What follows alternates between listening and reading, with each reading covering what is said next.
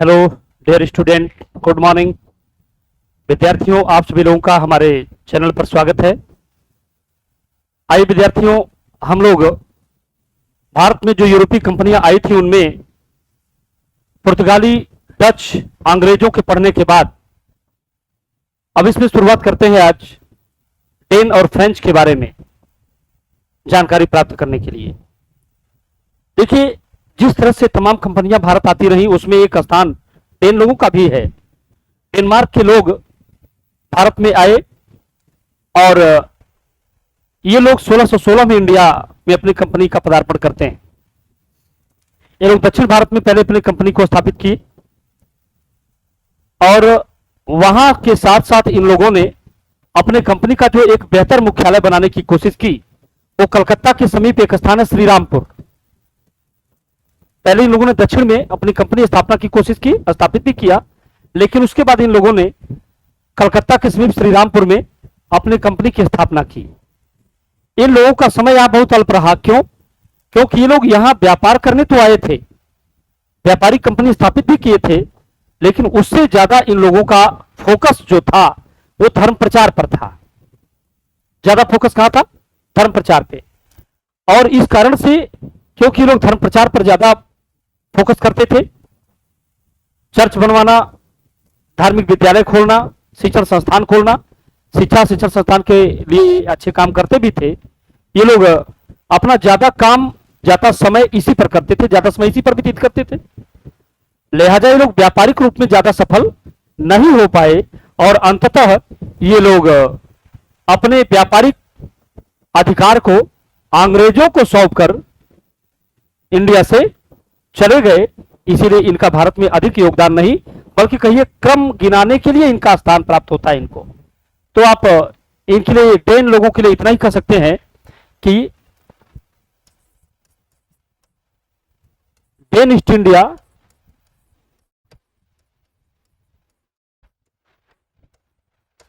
भारत आई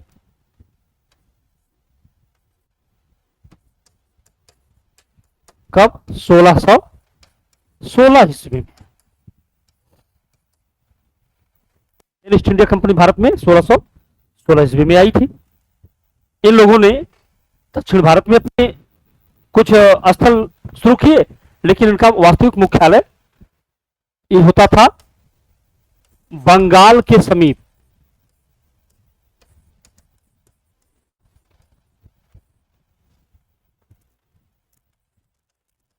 इनका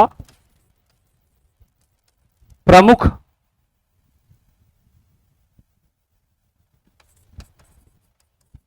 स्थान जो था वो था श्रीरामपुर। ये ठीक, ये श्रीरामपुर में, यानी बंगाल के समीप जो श्रीरामपुर इन लोगों ने अपना मुख्यालय स्थापित किया, उनकी गतिविधियों का केंद्र यही था। ठीक, ध्यान दें, इनका तीसरा क्या है? ये व्यापार की अपेक्षा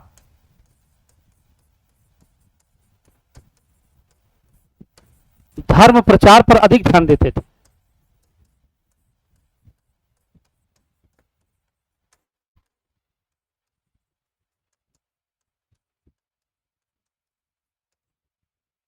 व्यापार की अपेक्षा धर्म प्रचार पे लोग ज्यादा ध्यान देते थे, इसलिए ये लोग व्यापारिक रूप में सफल नहीं हो पाए। इस कारण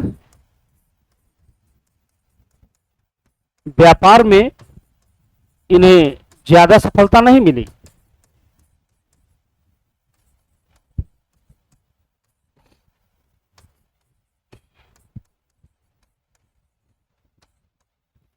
इसलिए व्यापार में इन्हें ज्यादा सफलता नहीं मिली। अंततः करना क्या पड़ा? अंततः अपने व्यापारिक अधिकार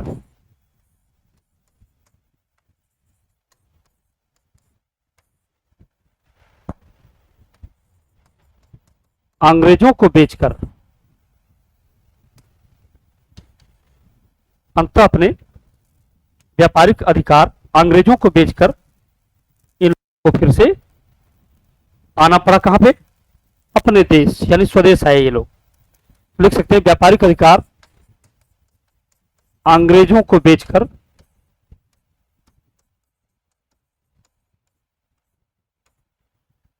ये स्वदेश वापस लौट गए।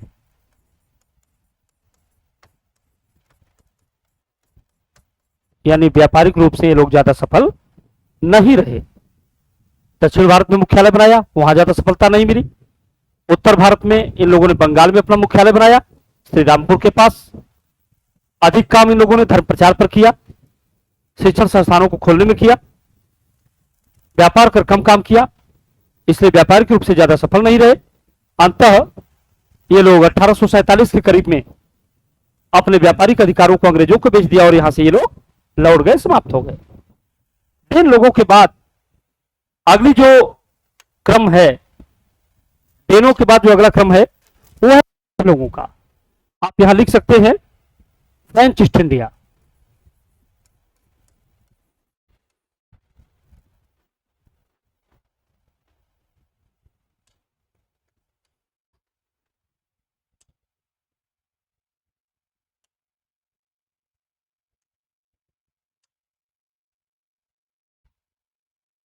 यहां आप हम लोग लिखेंगे फ्रांसीसी। विद्यार्थियों आइए इनके बारे में पढ़ें, फ्रांसीसी लोगों के बारे में। फ्रांसीसी ईस्ट इंडिया कंपनी अन्य कंपनियों के विपरीत एक सरकारी कंपनी थी। क्या थी? ये एक सरकारी कंपनी थी, फ्रांसीसी ईस्ट इंडिया कंपनी। क्यों? क्योंकि सबसे लास्ट में फ्रांसीसी लोग हम लोगों के देश में आए और फ्रांसीसी ईस्ट इंडिया कंपनी को स्थापित किया था फ्रांस के राजा लुई 14वें के प्रधानमंत्री कोलबर्ट ने। फ्रांसीसी ईस्ट इंडिया कंपनी के संस्थापक कौन थे? फ्रांस के राजा लुई 14वें के प्रधानमंत्री कोलबर्ट, ये वहां इस कंपनी के संस्थापक थे। कोलबर्ट ने जो इस कंपनी को बनाई, ये कंपनी 1664 में बनी और 1664 में स्थापित ये कंपनी जो थी, इसका स्वरूप सरकारी था, एक सरकारी कंपनी थी। इसका नाम था कंपनी देश इंड से ओरिएंटल। क्या नाम था इसका? कंपनी देश इंड से ओरिएंटल इस कंपनी का नाम था। और यह कंपनी जो स्थापित हुई, इस कंपनी को एक सरकारी कंपनी बना करके आप कह सकते हैं कि 1664 के बाद भारत में इसको भेजा गया। यह कंपनी जो थी, इसका भारत आने वाले अभियान दल का जो मुखिया था, उसका नाम था कोरोनस फ्रैंक या फ्रैंको कैरो, दो नाम उसका मिलता है। जिसके नेतृत्व में फ्रांसीसी ईस्ट इंडिया कंपनी या कंपनी देश इंड से ओरिएंटल भारत आ रही थी, उस अभियान दल का नाम था कोरोनस फ्रैंक या फ्रैंको कैरो। फ्रैंको कैरो जो है, ये भारत आए। 1668 में ये गुजरात के सूरत पर पहुंचे और वहां इन्होंने अपनी पहली फैक्ट्री की स्थापना की। इस फ्रांसीसी ईस्ट इंडिया कंपनी ने भी अन्य ईस्ट इंडिया की तरह से अपने नगरों की स्थापना के क्षेत्र में कदम बढ़ाया। इन लोगों में एक व्यक्ति होते थे, टेलाहे। एक टेलाहे नाम का जो फ्रांसीसी था, इसने गोलकुंडा के सुल्तान से सुलहना फरमान पा लिया और उनके अन्य सभी अड्डों पर व्यापार करने का अधिकार इसको मिल गया। इन्हीं सब में एक और भी फ्रांसीसी होते हैं जिनका नाम है फ्रांसिस मार्टिन। फ्रांसिस मार्टिन ने वलीकोंडापुर के सुल्तान से कुछ जमीन और एक गांव पुडुचुरी या परदचुर्री कहीं कहीं मिलता है, इस गांव को उन्होंने लीज पर लिया, लोन पर लिया, पट्टे पर लिया और पट्टे पर लेकर के इसी गांव को एक बेहतरीन शहर के रूप में स्थापित किया, जिसका नाम उन्होंने रखा पांडिचेरी। यानी पांडिचेरी शहर के संस्थापक थे फ्रांसिस मार्टिन। ध्यान रहे, इन लोगों ने जो व्यापार प्रारंभ किया उसमें ये लोग भी अन्य यूरोपीय कंपनियों की तरफ पूरे देश में फैल जाना चाहते थे। इसलिए आप देखेंगे कि 1670-80 के बीच में, यानी 1676-77 में कलकत्ता में भी इन लोग, बंगाल में भी इन लोगों ने एक अपना शहर बसाया, एक स्थान बनाया, उसका नाम था चंद्रनगर। चंद्रनगर आगे चल करके फ्रांसीसियों की एक बेहतरीन बस्ती हो गई। लेकिन फ्रांसिस मार्टिन के मर जाने के बाद फ्रांसीसियों के व्यापार क्षेत्र में बहुत घाटा होने लगा, वे काफी हतोत्साहित होने लगे। ऐसे ही समय में डुप्ले नाम का एक फ्रांसीसी फ्रांस की सरकार के द्वारा यहां गवर्नर बनाकर भेजा गया, कहां? चंद्रनगर। अब क्योंकि डुप्ले खुद ही साम्राज्यवादी थे, इस साम्राज्यवादी होने के कारण डुप्ले महत्वाकांक्षी हो गए और भारत में राज्य की स्थापना करने के लिए लालायित हो गए। उनके नेतृत्व में संपूर्ण फ्रांसीसी लोग साम्राज्यवादी हो गए। ऐसी परिस्थिति में यहां उनकी एक प्रतिद्वंदी कंपनी थी, ईस्ट इंडिया कंपनी अंग्रेजों की, और अंग्रेजों से फ्रांसीसियों से यही कारण है कि जगह जगह संघर्ष होने लगा। और अंग्रेज फ्रांसीसियों का सबसे तगड़ा संघर्ष कर्नाटक में हुआ। अंग्रेजों और फ्रांसीसियों में कर्नाटक में 3 लड़ाई हुई, 3 लड़ाई। तो विद्यार्थियों, पहले आप फ्रांसीसी लोगों का भारत आगमन, भारत में उनकी गतिविधियां, और उसके बाद फिर आप एग्लो फ्रेंच स्ट्रगल कर्नाटक में, इसके बाद आप पढ़ेंगे। तो आइए देखते हैं कि फ्रांसीसी ईस्ट इंडिया कंपनी के संस्थापक कौन थे। तो उनका नाम था कोलबर्ट। यहां आप लिख सकते हैं कि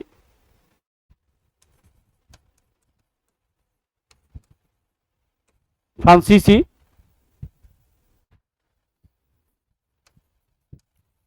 कंपनी का मूल नाम, फ्रांसीसी कंपनी का जो मूल नाम था वो था कंपनी देश इंडसे ओरिएंटल, कंपनी देश इंडसे ओरिएंटल, नीचे लिख सकते हैं आप, या यहां भी ओरिएंटल।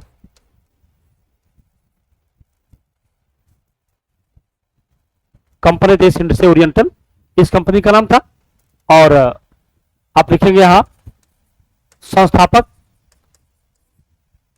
यानी इस कंपनी की स्थापना किसने किया था, तो नाम लिखेंगे कोलबर्ट। ये कोलबर्ट थे कौन, यहां लिखेंगे फ्रांस के राजा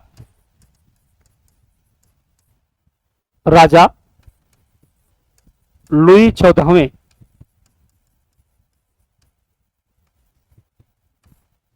सॉरी,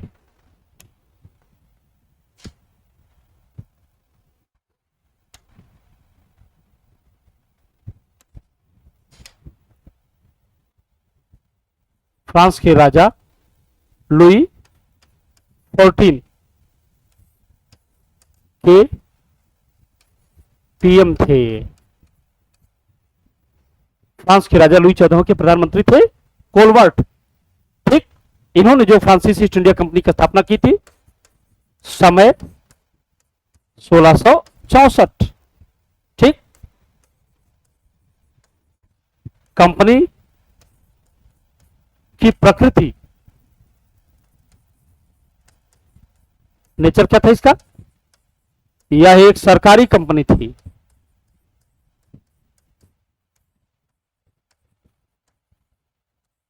ये एक सरकारी कंपनी थी। कंपनियों के विपरीत कंपनी देश इंडसे ओरिएंटल यानी फ्रांसीसी ईस्ट इंडिया कंपनी एक सरकारी कंपनी थी।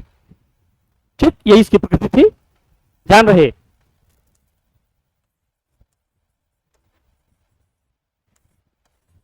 कंपनी भारत आई 1668। स्थान यानी किस स्थान पर आई, तो लिखेंगे सूरत, गुजरात। सूरत, गुजरात। और नेतृत्वकर्ता, इस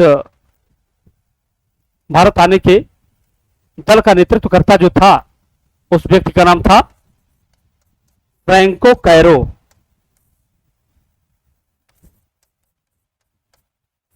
ये इसके नेतृत्वकर्ता थे। ठीक है, इसके बाद फिर इन लोगों ने भी यहां पर नगरी बसाना शुरू किया और नगर बसा करके ये लोग भी व्यापार शुरू किए। हालांकि बाद में ये जो है यहां पर इनकी गतिविधियां जम नहीं पाई अंग्रेजों से युद्ध हुआ, ये समाप्त हुए, तो यहां देखिए फ्रैंकी कैरो के नेतृत्व में ये लोग यहां पर आए थे। लिखिएगा फिर यहां कि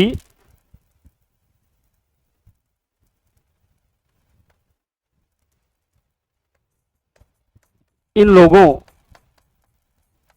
ने भी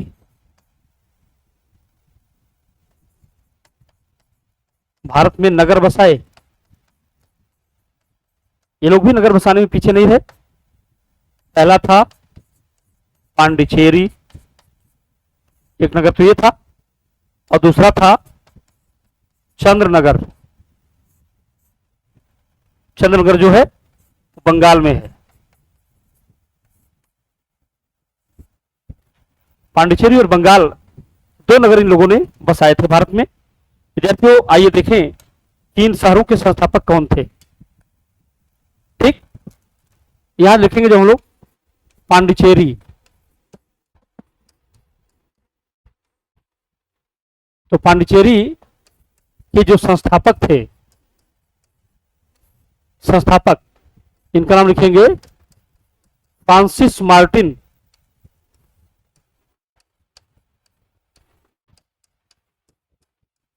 ये जो है फ्रांसिस मार्टिन, इन्होंने वलीकोंडापुर के सुल्तान से कुछ जमीन पट्टे पर लेकर यह शहर बसाया था। आप लिख सकते हैं कि यहां पर इन्होंने वलीकोंडापुर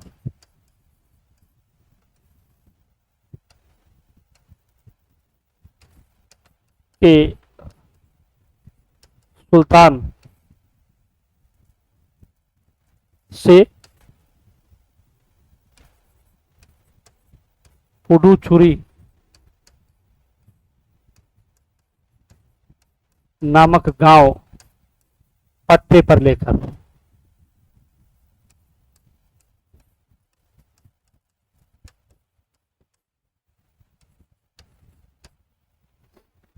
यह शहर बसाया।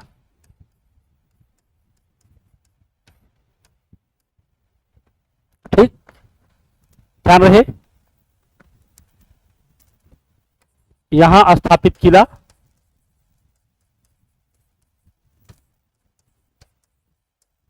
किले का नाम था पोर्ट लुई।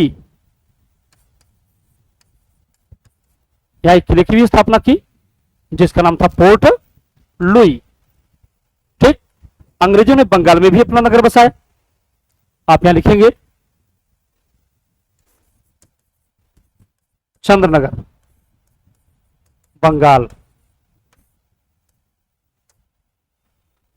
ठीक, अंग्रेजों का, सॉरी होना चाहिए फ्रांसीसियों,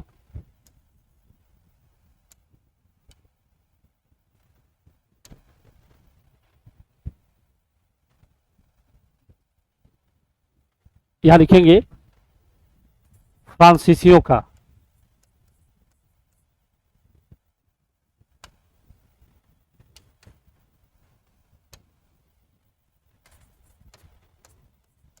सीसियों, फ्रांसीसियों का मजबूत सैनिक कट्टा।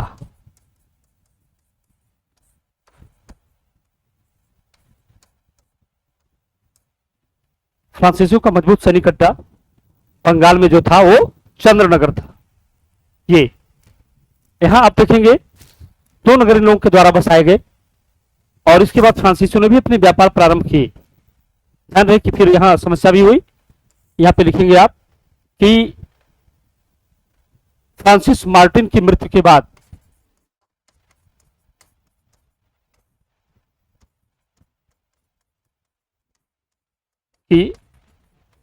बाद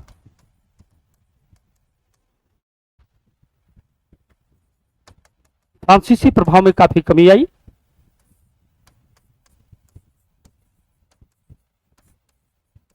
प्रभाव में कमी आई। ठीक, अब आप यहां हेडिंग डालेंगे डुप्ले जिनके बारे में थोड़ी बहुत पहले चर्चा हुई है। डुप्ले लिखिए, ये एक साम्राज्यवादी व्यक्ति थे या एक महत्वाकांक्षी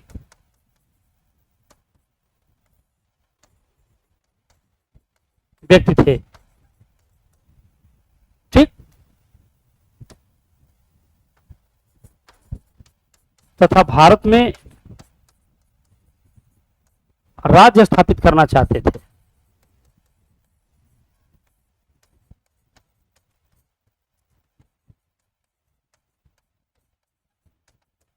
साम्राज्यवादी व्यक्ति थे, भारत में राज्य स्थापित करना चाहते थे। इस कारण से यहां पर अंग्रेजों से इनका संघर्ष हुआ। अंग्रेजों से इस कारण अंग्रेजों से इनका संघर्ष होने लगा।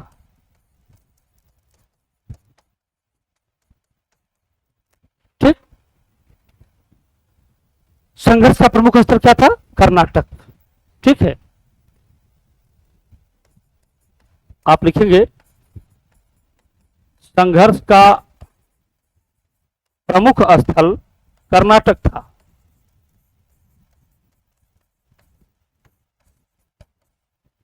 संघर्ष का प्रमुख स्थल कर्नाटक था। यहां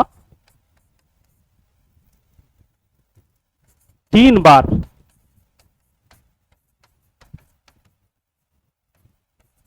अंग्रेजों और फ्रांसीसियों में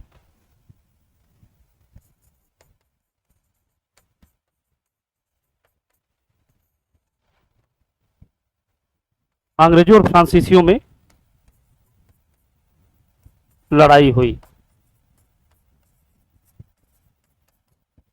यानी आप कह सकते हैं कि अंग्रेजों और फ्रांसीसियों ने कर्नाटक का उपयोग एक युद्ध मैदान के रूप में किया है ना।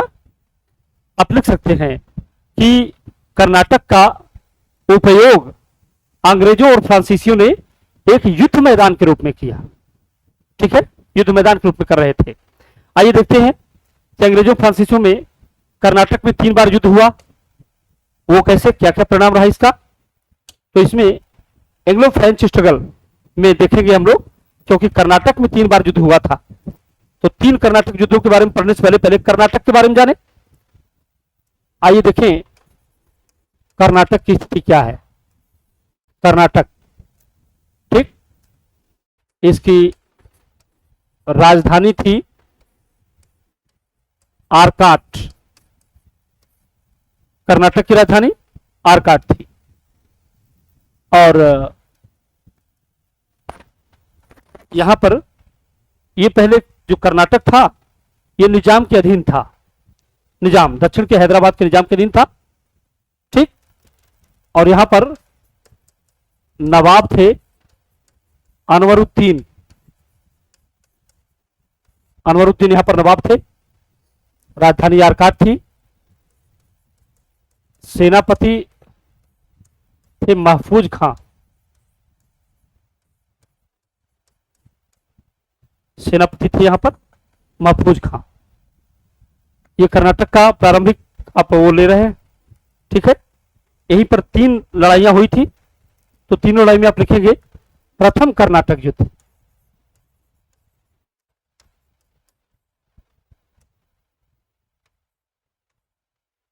प्रथम कर्नाटक युद्ध।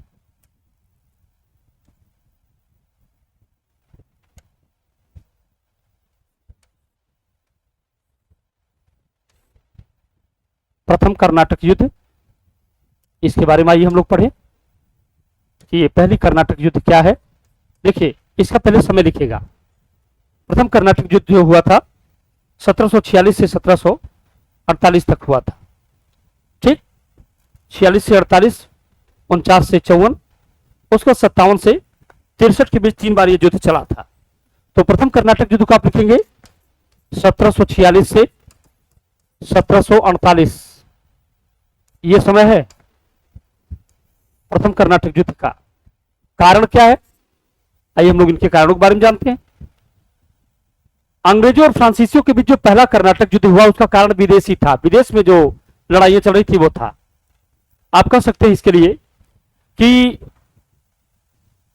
जिस समय ऑस्ट्रिया में वहां की महारानी मारिया थेरेसा की मृत्यु के बाद उनके दोनों राजकुमारों में सत्ता के लिए संघर्ष होने लगा, तो सत्ता के लिए दोनों राजकुमारों में जब संघर्ष हुआ तो इसमें फ्रांस और अंग्रेज दोनों आमने सामने थे। एक राजकुमार की तरफ से फ्रांस और दूसरे राजकुमार की तरफ से अंग्रेज थे, और वहां सत्ता संघर्ष जिस समय होने लगा, इस चीज को देख करके भारत में भी दोनों कंपनियों फ्रांसीसी ईस्ट इंडिया और अंग्रेजी ईस्ट इंडिया कंपनी के बीच लड़ाई होने लगी। तो ये तो कारण था, ऑस्ट्रिया का उत्तराधिकार युद्ध ये प्रथम कर्नाटक युद्ध का कारण था। लेकिन प्रथम कर्नाटक युद्ध का तत्काल कारण ये नहीं था, बल्कि तत्काल कारण क्या था कि अंग्रेज कैप्टन बार्नेट ने कुछ फ्रांसीसी जहाजों पर कब्जा कर लिया, ये तात्कालिक कारण था। और आखिरकार इसी कारण से दोनों कंपनियों में लड़ाई हो गई। देखिए, जिसमें दोनों कंपनियों की लड़ाई होने जा रही थी कर्नाटक में ही, इस कारण से कर्नाटक के नवाब अनिरुद्दीन ने दोनों कंपनियों को रोका कि आप हमारे देश में लड़ाई ना करें, हमारे राज्य में लड़ाई ना करें। अंग्रेज तो मान गए, लेकिन फ्रांसीसी टुकड़े नहीं माने, और न मानने के कारण कर्नाटक के सेनापति महफूज खां को आदेश मिला और उन्होंने फ्रांसीसी सेना पर आक्रमण कर दिया। लेकिन फ्रांसीसी सेना की तरफ से कैप्टन पैराडाइज ने सैन थोमे के युद्ध में इस नवाब की सेना को बुरी तरह से परास्त कर दिया। नवाब की सेना हार गई। उसके बाद फिर अंग्रेजों से इनका युद्ध शुरू हुआ, लेकिन अंग्रेजों से भी युद्ध चल ही रहा था तब तक ऑस्ट्रिया का उत्तराधिकार युद्ध समाप्त हो गया। और ऑस्ट्रिया के उत्तराधिकार युद्ध समाप्त हो जाने के नाते भारत में भी दोनों कंपनियों ने संधि कर ली और प्रथम कर्नाटक युद्ध भी समाप्त हो गया। ठीक, तो ऑस्ट्रिया का उत्तराधिकार युद्ध जो हुआ, जो बाद में समाप्त हुआ, वो एक्स-ला-शापेल की संधि के द्वारा समाप्त हुआ। तो यूं कह सकते हैं कि उसी के नाते यहां भी कर्नाटक में भी उत्तराधिकार युद्ध आपस में दोनों की लड़ाई सब खत्म हो गई, तो इसको भी कह सकते हैं यह भी एक्स-ला-शापेल की संधि के द्वारा समाप्त हो गया।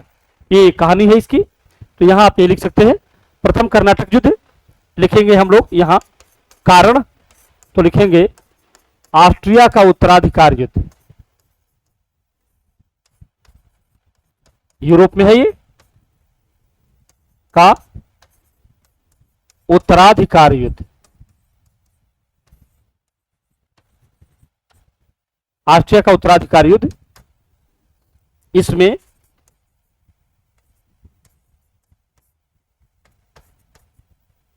अंग्रेज और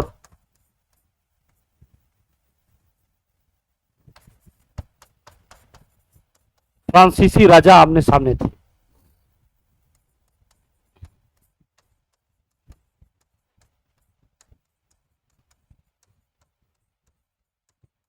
ठीक, ये कारण था। तो यहां भी लड़ाई होने लगी। क्यों हुई, इसका तात्कालिक कारण क्या था? तो हम लोग तात्कालिक कारण में लिखेंगे कि अंग्रेज कैप्टन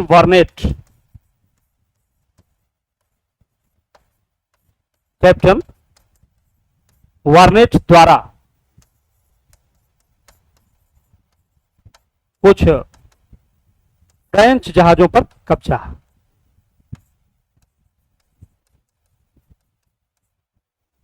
फ्रेंच जहाजों पर कब्जा,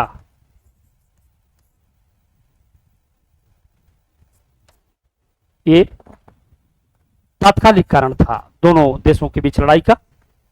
ठीक, अब आप इसमें लिख सकेंगे कि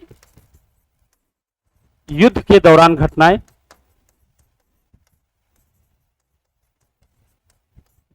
युद्ध के दौरान क्या क्या घटनाएं हुई। युद्ध के दौरान जो घटनाएं हुई उसमें है नंबर 1 सैन थोमे का युद्ध।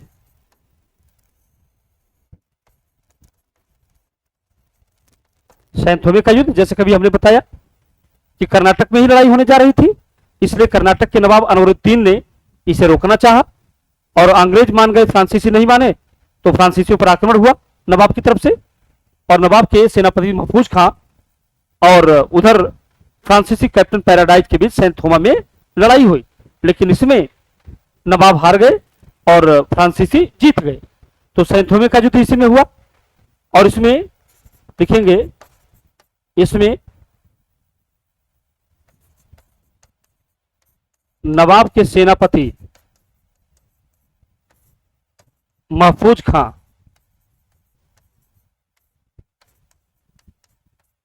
इसमें नवाब के सेनापति महफूज खां फ्रांसीसी सेनापति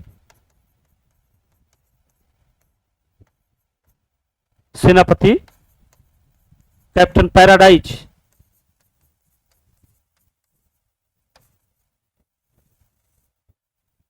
से हार गए। एक घटना ये हो गई और दूसरी घटना हुई एक्स-ला-शापेल की संधि। ठीक है, यहां सेंट थोमे का युद्ध हुआ, ये हार गए। लिखेंगे इसके बाद अंग्रेजों से फ्रांसीसियों की लड़ाई शुरू हुई।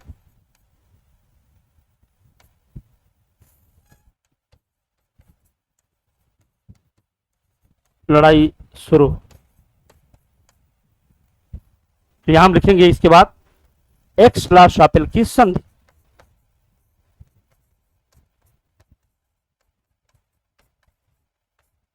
शापेल की संधि क्या लिखेंगे हम लोग, इसके द्वारा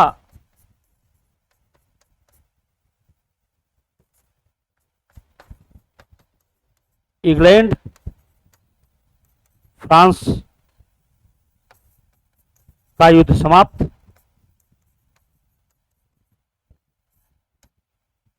इसके द्वारा इंग्लैंड फ्रांस का युद्ध समाप्त हो गया। अतः भारत में भी दोनों कंपनियों में संधि हो गई।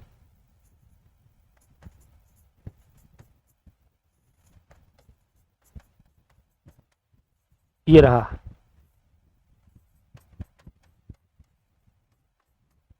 अतः भारत में भी दोनों कंपनी में संधि हो गई। तो आप कह सकते हैं प्रथम कर्नाटक युद्ध का कारण तो विदेशी था, यानी ऑस्ट्रिया का उत्तराधिकार युद्ध था, लेकिन इसका तात्कालिक कारण अंग्रेज कैप्टन वेरनट के द्वारा फ्रांसीसी जहाजों पर कब्जा था, जिसके कारण लड़ाई हुई। लड़ाई सेंट थोमे यानी यूं कहे लड़ाई कर्नाटक में होने जा रही थी, जिसे रोकने के लिए नवाब अनवरुद्दीन ने अपने सेनापति महफूज खां को भेजा, लेकिन फ्रांस की तरफ से फ्रांसीसी कैप्टन पैराडाइज ने उन्हें परास्त कर दिया। फिर अंग्रेजों से लड़ाई शुरू हुई और अंग्रेजों से जो लड़ाई शुरू हुई उसमें अभी कुछ निर्णय हो पाता, इसके पहले ही एक्स-ला-शापेल की संधि के द्वारा ऑस्ट्रिया का उत्तराधिकार युद्ध समाप्त हो गया। तो अंग्रेज और फ्रांस में भी युद्ध समाप्त हो गया। फलतः यहां भी दोनों कंपनियों ने आपस में संधि कर लिया और ये युद्ध एक्स-ला-शापेल की संधि के द्वारा पूरी तरह समाप्त मान लिया जाता है। विद्यार्थियों, ये तो पहला कर्नाटक युद्ध है, लेकिन कर्नाटक युद्ध यही समाप्त नहीं हुआ, बल्कि कर्नाटक युद्ध इसके बाद भी चला। आप जान लीजिए, द्वितीय कर्नाटक युद्ध जो है